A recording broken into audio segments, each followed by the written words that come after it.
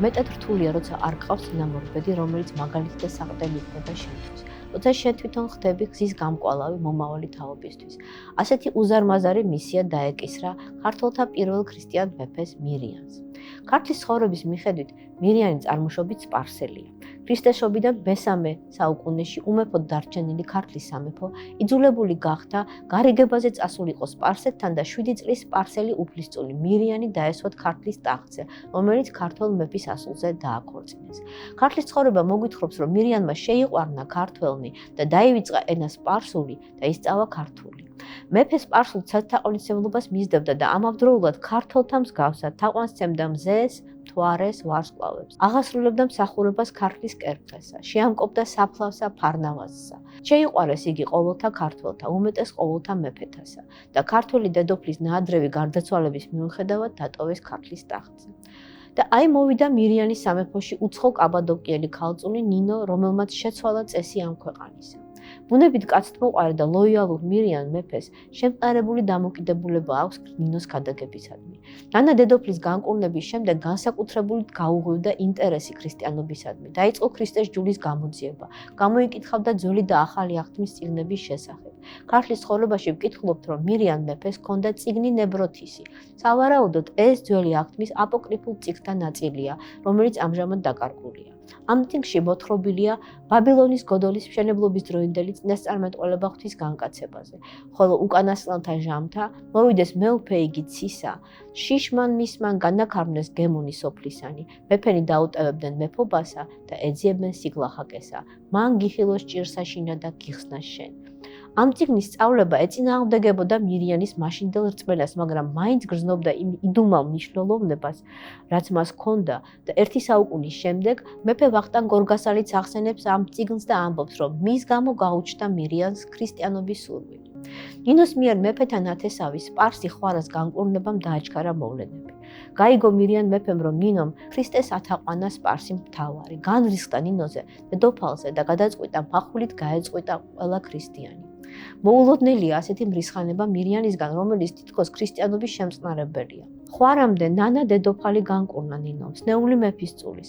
ხვარას განკურნებაც თავად მირიანმა ითხოვა, მაგრამ ეტყობა მეფე არ ელოდა სპარსი მთავრის ქრისტიანობაზე მოქცევას. რისხვის მიზეზი სწორედ ხვარას სპარსელობა და სამეფო ნათესაობაა. მირიანი უდაოდ ერიდება სპარსეთის სამეფო კართან ურთიერთობის გაფუჭებას და უფრთხის, რომ ამაში მის ბრალეულობასაც დაინახავენ, რადგან ხელი არ შეუშალა ხვარას მხრიდან სჯულის ღალაც. მირანის მოსაქცევად საკმარისი არ აღმოჩნდა ის სასწაულები და კურნებები, რაც იხილა, ვერ ელეოდა კერპთა სასოებას, მას სჭირდებოდა პირადი შეხება უფალთან და აი თხოთის მთაზე ნადირობისას დაუბნელდა ის მზე, რომელსაც თაყვანს სცემდა.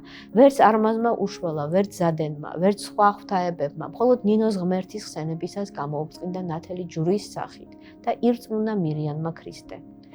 თხოთის სასწაული ილია წინასწარმეტყველის ხსენების დღეს მოხდა. წინასწარმეტყველთაგან გამორჩეული ილია განსაკუთრებული მცველია ჭეშმარიტი სარწმუნოებისა.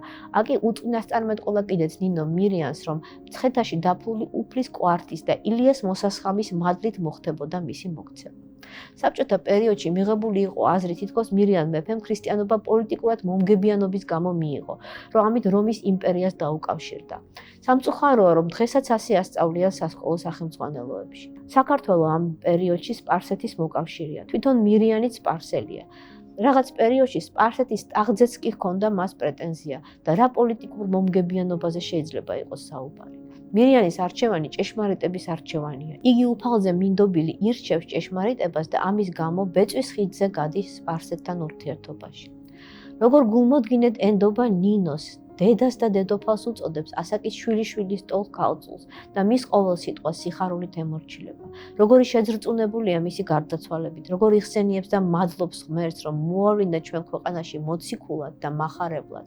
თავდაპირველად როგორც ტყვე, როგორც უცხო, როგორც უმწეო, როგორც მდუმარე და როგორც ამბობს ნინოზე, შემდგომში გახდა ეს ტყვე დედოფალი, უცხო დედა.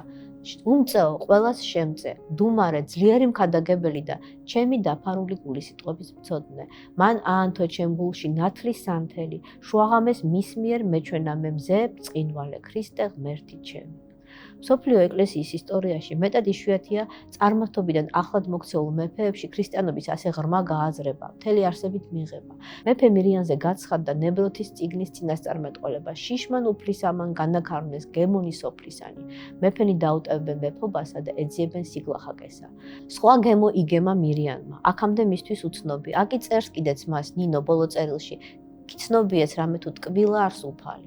ეს ის გემოა, რომელიც სიხარულით აღავსებს მირიანის ცხოვრებას და განაქარვებს შიშს და რომელიც სასიკვდილო სარეცელზე ათქმევინებს სიტყვებს: ქრისტეს სახელისთვის სიკვდილი მიგაჩნდეთ ცხოვრებად. ქართლის პირველი ქრისტიანი მეფის ეს ანდერძი საწინდარია მისი შთამომავლის, ვახტანგ გორგასლის ანდერძისა, ეძიებდით ქრისტესთვის სიკვდილსა. და ბოლოს გავიხსენოთ მემკვიდრის კურთხევის ის უჩვეულო წესი, რაც მირიანმა გარდაცვალების წინ აღასრულა.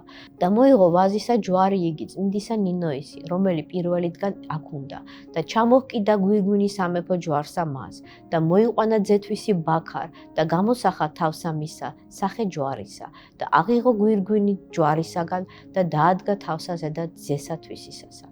ამ უჩვეულო კურთხევის ახსნა მოცემულია 1 საუკუნის შემდეგ ვახტანგ გორგასლის ხილვაში, როცა ვახტანგ მეფე ხედავს გაბწყინებულ ჯვარს, მის ფრთებზე გვირგვინს.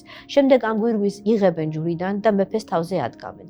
ეს ქმედება ხილვაშივე განუმარტეს წმინდა ვახტანგ მეფეს, წამების გვირგვინს მიიღებ. მართლაც ვახტანგი მეფეა, რომელიც ქრისტესთვის მოკვდა.